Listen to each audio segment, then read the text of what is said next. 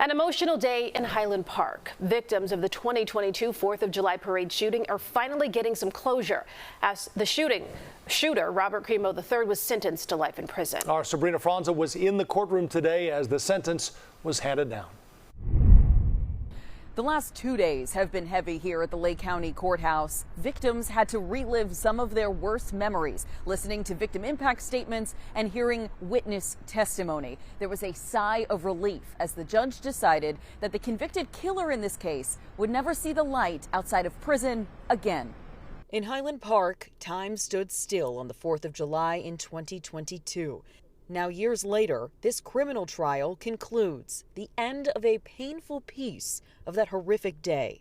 While I don't have closure, it's closing a chapter on this part of our lives. Liz Turnipseed survived being shot at the parade. She was with her husband and her daughter.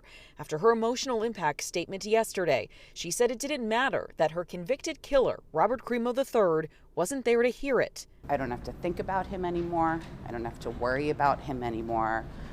And me and my husband and my daughter can continue to move forward, and I can continue to heal.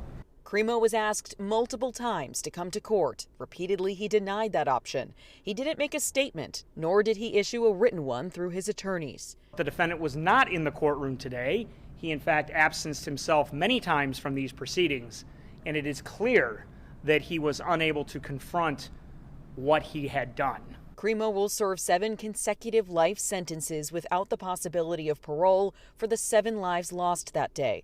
Additionally, for all 48 counts of attempted murder, Crimo was sentenced to 50 years each to be served concurrently in addition to multiple life sentences. Was basically guaranteed that her decision today can't be appealed by a higher court. As the decision came down, friends and family hugged each other tightly, tissues in their hands and tears in their eyes, some relief that this case is finally over. One victim described losing her father by saying he was, quote, living the American dream and died in the American nightmare, celebrating the 4th of July and dying in a mass shooting. We talked about this uniquely American experience, ending with this uniquely American experience of having a mass shooting.